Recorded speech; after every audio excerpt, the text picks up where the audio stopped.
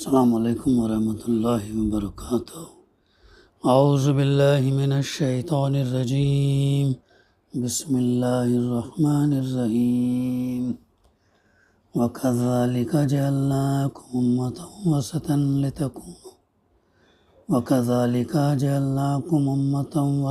لِتَكُونُوا شُهَدَاءَ عَلَى النَّاسِ وَيَكُونَ الرَّسُولُ عَلَيْكُمْ شَهِيدًا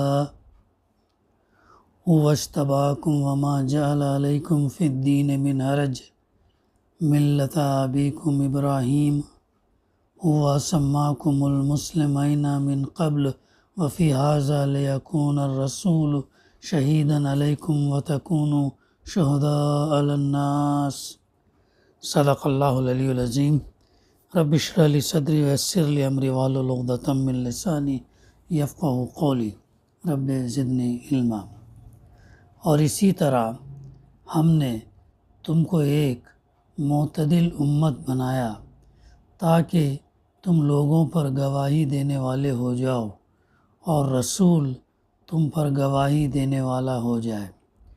یہ سورہ بقرہ کی آیت نمبر 143 کا فقرہ ہے۔ آگے سورہ حج کی آیت نمبر 78، اس کی ترجمانی: اس نے تم کو منتخب کر لیا ہے اور دین میں تمہارے لیے کوئی تنگی نہیں کی ہے۔ تمہارے باپ ابراہیم کی ملت اس نے یعنی اللہ نے تمہارا نام فرما بردار رکھا اس سے پہلے اور اس میں بھی، تاکہ رسول تمہارے اوپر گواہ ہو اور تم لوگوں پر گواہ ہو۔ شہادت حق کے ضمن میں جو ہے یہ بات انشاءاللہ ہم گفتگو کریں گے، تفسیر کا مطالعہ کریں گے۔ بڑی اہم آیت ہے اور جو ہے رہنمائی کرتی ہے، بتاتی ہے کہ امت وسط کے معنی کیا ہیں، امت مسلمہ کی کیا ذمہ داری ہے اور رسول کو گواہ بنانے کا کیا یہ ہے۔ ان دونوں آیات کو سمجھنے کے لیے جب ہم غور فکر کرتے ہیں تو چند سوالات پیدا ہوتے ہیں۔ ایک سوال یہ پیدا ہوتا ہے کہ اسی طرح کا مطلب کیا ہے؟ دوسرا سوال پیدا ہوتا ہے امت وسط کا مفہوم کیا ہے؟ تیسرا سوال یہ ہے کہ امت مسلمہ کے افراد کا لوگوں کے لیے گواہ ہونے اور شہادت حق کے فریضے کا کیا مطلب ہے؟ چوتھا سوال یہ ہے کہ رسول کے مسلمانوں پر گواہ ہونے کا مطلب کیا ہے؟ اسی طرح دوسری آیت کے سلسلے میں بھی چند سوال ابھرتے ہیں۔ پہلا سوال یہ پیدا ہوتا کہ اس نے تم کو چن لیا، منتخب کر لیا، اس کا مفہوم کیا ہے؟ دوسرا سوال یہ ہے کہ دین میں حرج نہ ہونے کا یا نہ رکھنے کا مفہوم اور مدعا کیا ہے؟ تیسرا سوال پیدا ہوتا کہ ابراہیم علیہ السلام کی ملت کا مطلب کیا ہے؟ چوتھا سوال ہے کہ ابراہیم علیہ السلام کے لیے تمہارے باپ کے الفاظ کیوں استعمال کیے گئے ہیں؟ پانچواں سوال ہے کہ اس نے تمہارا نام مسلمان یعنی فرما بردار رکھا کیوں کہا گیا ہے اور اس کا مفہوم کیا ہے؟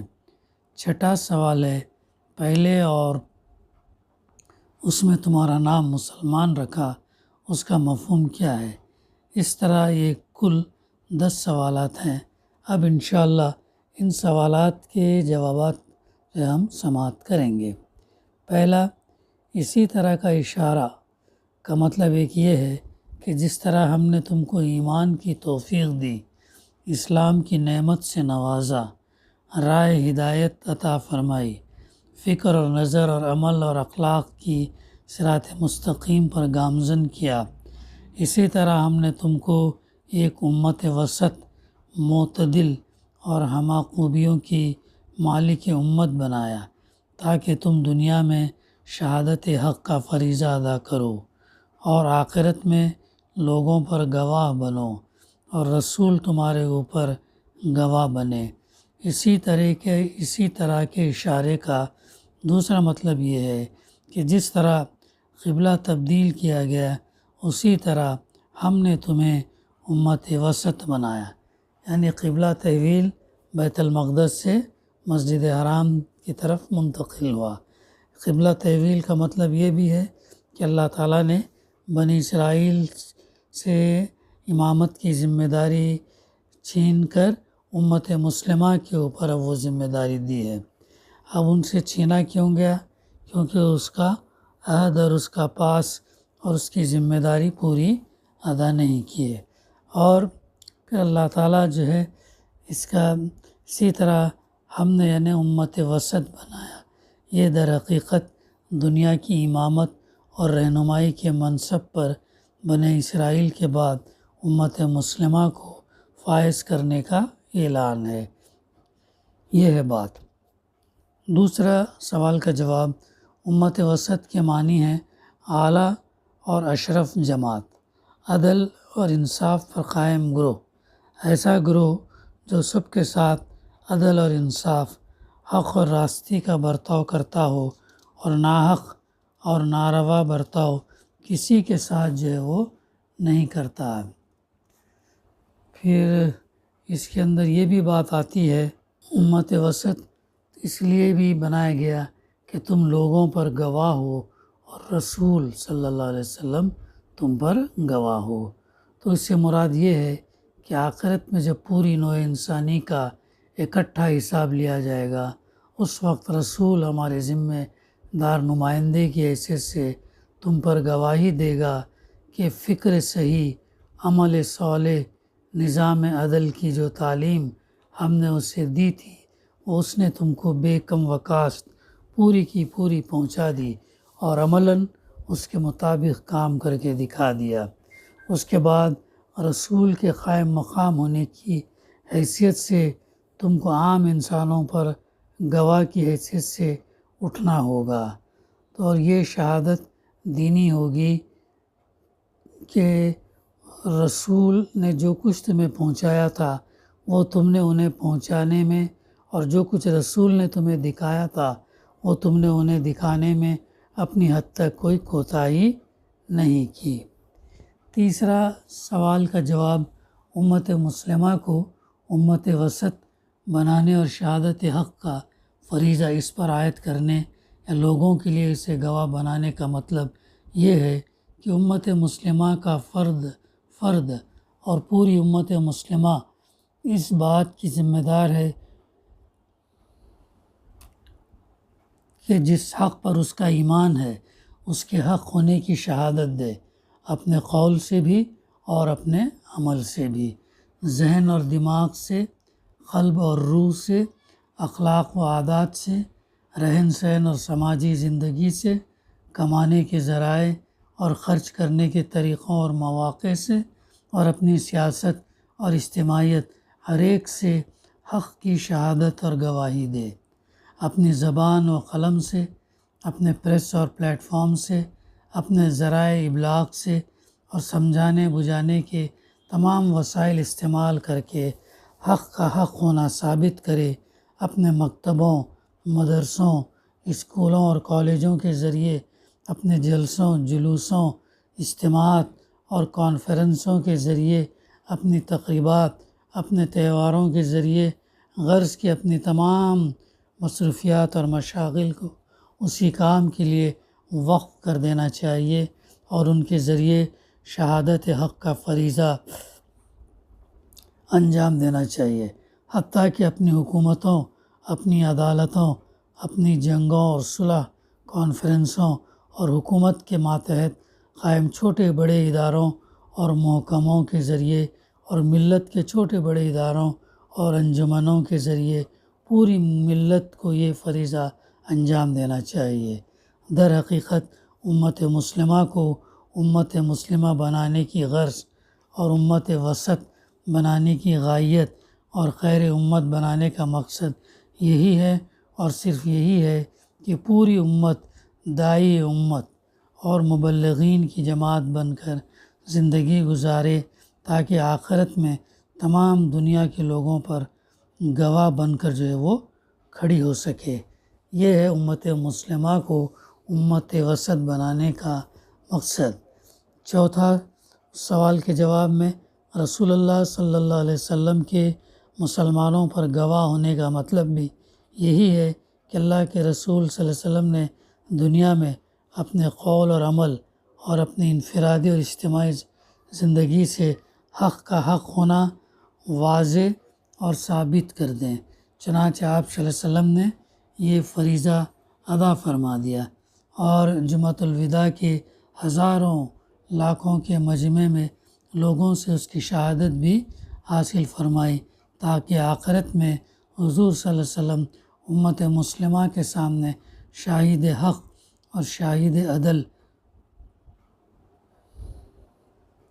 بن کر قیام فرما ہو سکیں۔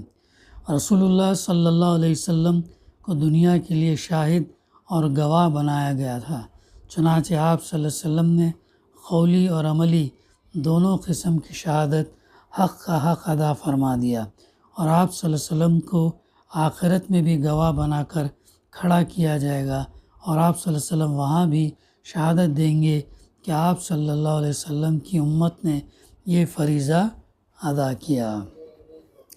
پانچواں سوال دوسری آیت سے متعلق ہے کہ امت مسلمہ کو چن لینے اور منتخب کر لینے کا مفہوم کیا ہے؟ اس کا مطلب بالکل واضح ہے کہ بنی اسرائیل سے یہ منصب ان کے کرتوت کی بنا پر چھین لیا گیا اور امت مسلمہ کو اس منصب پر فائز کر دیا گیا۔ دنیا کی تمام امتوں، ملتوں اور جماعتوں اور گروہوں، پارٹیوں، قوموں اور برادریوں میں سے صرف امت مسلمہ کا انتخاب اس منصب اور ذمہ داری کے لیے کیا گیا، تو اس کی وجہ اس کے سوا کچھ نہیں کہ ایمان اور عمل، وفاداری اور فرما برداری، دین کی پیروی اور علم برداری، شہادت حق اور دعوت دین، تبلیغ دین اور اقامت دین کے پہلو سے اللہ تعالیٰ نے ان سے بہتر توقعات قائم کیے اپنے علم اور حکمت کی بنا پر، اور اس بنا پر کہ یہ امت آخری رسول صلی اللہ علیہ وسلم کی امت ہے، توقعات قائم کیں جس کو عرفان رب اور عرفان نفس دونوں قسم کی معرفت نصیب ہوئی، اور اتنی نصیب ہوئی جس قدر کسی کو بھی نہیں بخشی گئی۔ اس لیے اللہ تعالیٰ نے امامت عالم اور دنیا کی رہنمائی کے منصب پر اس امت کو فائز کیا۔ وما جعل علیکم فی الدین من حرج، یعنی دین میں تمہارے اوپر کوئی حرج اور تنگی نہیں رکھی گئی، یعنی تم پر کوئی ایسی ذمہ داری نہیں ڈالی جا رہی جو تمہارے لیے مصیبت بن جائے، جو تمہاری زندگی کو ضیق میں مبتلا کر دے، جو تمہاری وسعت سے باہر ہو، جس کی تم میں سکت نہ ہو۔ چنانچہ قرآن مجید میں ہے لا یکلف اللہ نفسا الا وسعہا، یعنی اللہ تعالیٰ کسی کو ایسی تکلیف نہیں دیتا، وہ کسی پر ایسی ذمہ داری نہیں ڈالتا جو اس کے بس میں نہ ہو۔ بڑی اہم رہنمائی ہے ہم کو یہاں پر، جس کی اسے وسعت اور گنجائش نہ ہو۔ سورہ طٰہٰ میں فرمایا ما انزلنا علیک القرآن لتشقی، یعنی ہم نے آپ پر یہ قرآن اس لیے نہیں اتارا کہ وہ آپ کے لیے شقاوت اور بدبختی بن جائے، نہیں، بلکہ وہ تو خوش نصیبی اور خوش بختی کا ذریعہ ہے۔ مثلاً دعوت اور تبلیغ اور شہادت حق کا فریضہ تو تم پر عائد کیا گیا، لیکن اپنے مخاطب یا مخاطبین کو لازماً رائے حق پر لے آنا تمہاری ذمہ داری نہیں ہے۔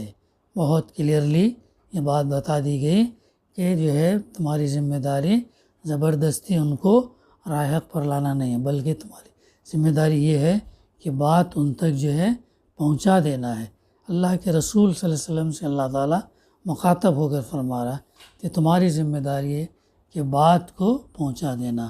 یہ ذمہ داری تو نبی صلی اللہ علیہ وسلم پر بھی نہیں ڈالی گئی تھی، صاف فرما دیا گیا انک لا تہدی من احببت ولکن اللہ یہدی من یشاء، یعنی آپ جس کو ہدایت دینا چاہیں اور پسند کریں کہ وہ راہ راست اختیار کر لے تو یہ آپ کے بس میں نہیں ہے، یعنی اللہ کے رسول صلی اللہ علیہ وسلم کے بس میں بھی نہیں ہے کہ وہ کسی کو ہدایت دے۔ البتہ اللہ تعالیٰ جس کو چاہتا ہے ہدایت دیتا ہے اور دے سکتا ہے۔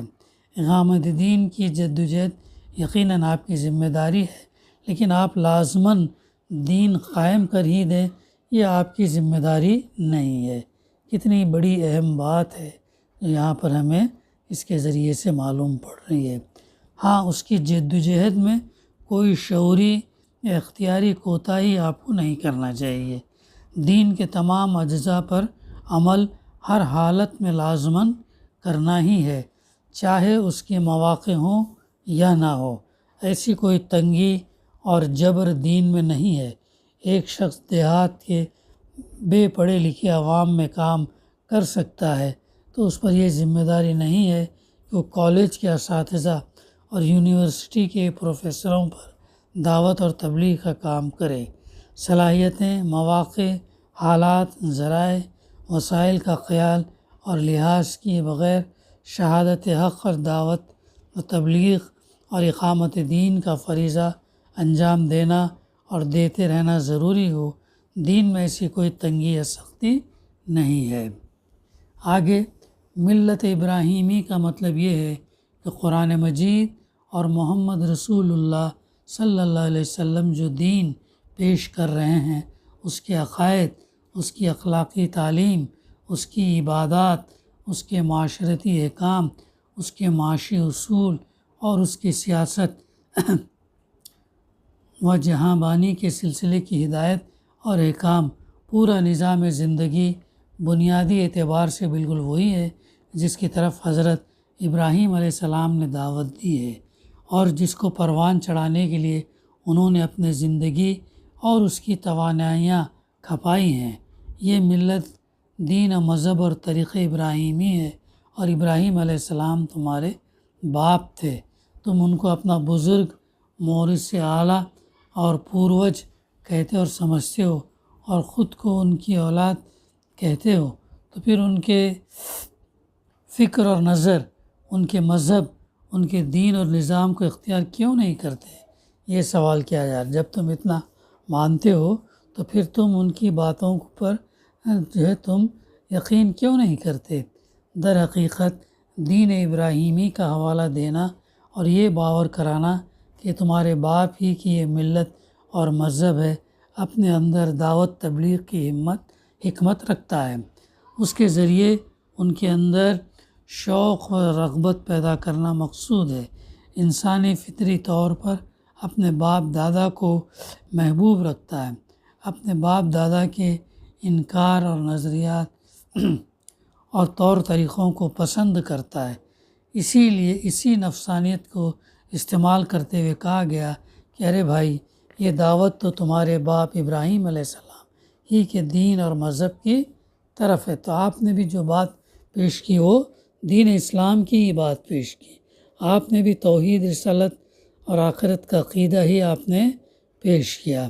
اللہ نے تمہارا نام مسلم یعنی فرمانبردار رکھا ہے۔ محمد رسول اللہ صلی اللہ علیہ وسلم کے دور میں بھی اور اس سے پہلے بھی، وہ دوسرے پیغمبروں کے دور میں فرمانبرداری ہی رکھا ہے۔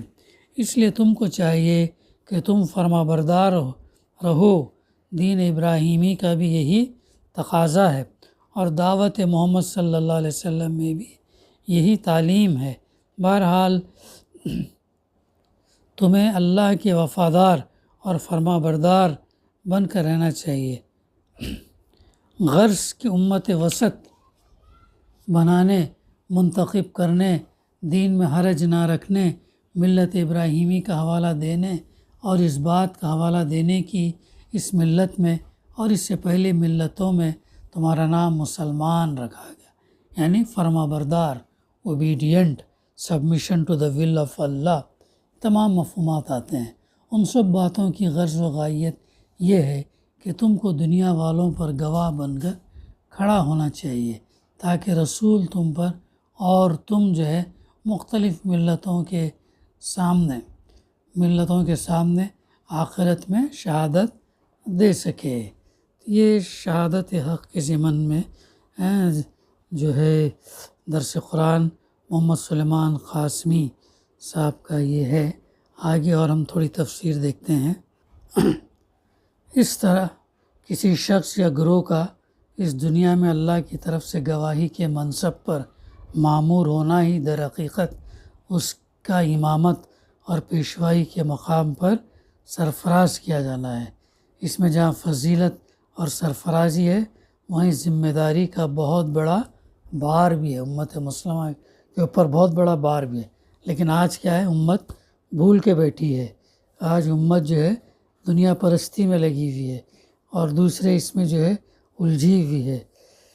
اس کے معنی یہ ہیں کہ جس طرح رسول اللہ صلی اللہ علیہ وسلم اس امت کے لیے خدا ترسی، راست روی، عدالت اور حق پرستی کی زندہ شہادت بنے، اسی طرح اس امت کو بھی تمام دنیا کے لیے زندہ شہادت بننا چاہیے۔ اور اللہ کے رسول صلی اللہ علیہ وسلم نے یہ صرف 10 سال کے اندر کر کے بتایا۔ 13 سال تو مکے میں تھے، 10 سال میں آپ نے اقامت دین کی ذمہ داری ادا کر کے امت کو پورا ایک نمونہ دیا، ایک مثال دی، حتیٰ کہ اس کی قول، اللہ کے رسول صلی اللہ علیہ وسلم کے قول اور عمل اور برتاؤ، ہر چیز کو دیکھ کر دنیا کو معلوم ہو کہ خدا ترسی اس کا نام ہے، راست روی یہ ہے، عدالت اس کو کہتے ہیں، اور حق پرستی ایسی ہوتی ہے۔ پھر اس کے معنی یہ بھی ہیں کہ جس طرح اللہ کی ہدایت ہم تک پہنچانے کے لیے رسول اللہ صلی اللہ علیہ وسلم کی ذمہ داری بڑی سخت تھی، حتیٰ کہ اگر وہ اس میں ذرا سی کوتاہی بھی کرتے تو اللہ کے ہاں کیا ہے، ماخوذ ہوتے۔ اسی لیے ہم دیکھتے ہیں سیرت میں کہ اللہ کے رسول صلی اللہ علیہ وسلم ایک دفعہ جو ہے باہر سے گھر تشریف لے آئے، اور جیسے ہی آرام کرنے کے لیے لیٹے تو پتہ چلا کہ ایک قافلہ آیا ہوا ہے، اس کے اونٹوں کے، اس کے گھنٹیوں کی آواز جو آ رہی ہے۔ جیسے ہی وہ آواز آئی تو آپ نے جو ہے فوراً نکل کر اس پیغام پہنچانے کے لیے نکل کھڑے ہوئے۔ تو حضرت بی بی خدیجہ رضی اللہ نے کیا کہا، اے اللہ کے رسول صلی اللہ علیہ وسلم، آپ تھک گئے ہیں، آپ جو ہے تھوڑا آرام کر لیں۔ تو آپ نے کیا بات فرمائی، کتنی بڑی بات فرمائی، ہمارے لیے کتنا سبق ہے۔ آپ نے فرمایا کہ جو ہے اگر اس قافلے کو اگر میں بات نہ پہنچاؤں، اگر یہ قافلہ قیامت کے دن کھڑے رہ کر یہ کہے کہ پیغام ہم تک اگر نہیں پہنچا تو پھر کیا جواب دوں گا میں۔ تو یہ جو ہے اللہ کے رسول صلی اللہ علیہ وسلم کی فکر تھی۔ اسی لیے آپ نے آخری خطبے میں بھی کیا کہا، اللہم اشہد، اللہم اشہد، کہ جو ہے اے اللہ تو گواہ رہی ہو کہ میں نے یہ پیغام جو ہے ان لوگوں تک پہنچا دیا۔ اب ہماری ذمہ داری ہے کہ اس پیغام کو آگے کریں۔ جس طریقے سے آپ صلی اللہ علیہ وسلم سے ہم تک یہ قرآن ہم تک پہنچا، آپ صلی اللہ علیہ وسلم کی دعوت ہم تک پہنچی، آپ کے اقامت دین ہم تک پہنچا، تو اسی طریقے سے اب ہماری ذمہ داری ہے کہ ہم بھی جتنی اللہ نے ہم کو صلاحیت دی، جتنا اللہ نے ہم کو وقت دیا، جتنا جو ٹیلنٹ ہے، اس کے لیے کام کریں۔ یہ ہمارا مقصد ہے، یہ ہمارا ہونا چاہیے۔ یہ نہیں کہ بس دوسروں کے جیسا دنیا کے پیچھے پڑے ہوئے ہیں، لگے ہوئے ہیں، دوڑ میں لگے ہوئے ہیں۔ ہاں، ضرورت کی حد تک اس کو حاصل کریں، ضرورت کی حد تک، لیکن اصل یہ ذمہ داری ہے، یہ پیغام پہنچانا، یہ اس دن گواہ رہنا، جن تک پیغام نہیں پہنچا ان تک یہ جو ہے پیغام پہنچانا۔ اگر ہم اللہ کی عدالت میں واقع اس بات کی شہادت نہ دے سکے کہ ہم نے تیری ہدایت جو تیرے رسول کے ذریعے سے ہمیں پہنچی تھی، تیرے بندوں تک پہنچا دینے میں کوئی کوتاہی نہیں کی ہے، تو ہم بہت بری طرح پکڑے جائیں گے، اور یہی امامت کا فخر ہمیں وہاں لے ڈوبے گا۔ ہماری امامت کے دور میں ہماری واقعی کوتاہیوں کے سبب سے خیال اور عمل کی جتنی گمراہیاں دنیا میں پھیلی ہیں اور جتنے فساد اور فتنے اللہ کی زمین میں برپا ہوئے ہیں، ان سب کے لیے جو ہے ائمہ شر اور شیاطین، ان سے جنس کے ساتھ ساتھ ہم بھی ماخوذ ہوں گے۔ ہم سے بھی سوال کیا جائے گا، ہم سے بھی پوچھا جائے گا کہ جب دنیا میں گناہ، ظلم اور گمراہی کا یہ طوفان برپا تھا تو تم کہاں تھے. یہ بات اسی لیے اجتماعیت سے جڑنا ضروری ہے. اجتماعیت سے جڑیں گے تو اجتماعیت میں کیا ہے ہماری اصلاح بھی ہوتی، اور اجتماعیت جس کا نصب العین اقامت دین ہے، اس پہ جب ہم کام کریں گے تو کم سے کم اللہ سے ہم یہ کہہ سکتے ہیں کہ اللہ تعالیٰ ہم تو جو ہے جڑے ہوئے تھے اس سے، جو چھوٹا موٹا جو ہم نے جتنا ہے کیا، لیکن اس کے علاوہ بھی ہمیں کرتے رہنا ہے کام. یہ پیغام پہنچانا، قرآن کو سمجھ کر پڑھنا، اس پر عمل کرنا، اور قرآن کے میسیجز کو پہنچانا لوگوں تک، ہے نا. وہ کتنی بار ہمارے سامنے وہ بات آتی، اللہ کے رسول صلی اللہ علیہ وسلم نے کیا فرمایا حضرت علی رضی اللہ سے کہ بلغوا انی ولو آیا، پہنچاؤ میری جانب سے چاہے ایک آیت ہی کیوں نہ ہو. یہ تمہارے لیے قیامت کے دن 100 سرخ اونٹ سے بہتر ہے. اتنی بڑی اہمیت ہے. اگر ایک آیت سے ایک شخص بھی اگر ہدایت پر آ جائے، راہ راست پر آ جائے، تو وہ اس کے جو نیکیاں ہیں تو اس کی نیکیاں ہمارے کھاتے میں بھی آئیں گے. یہ ہے.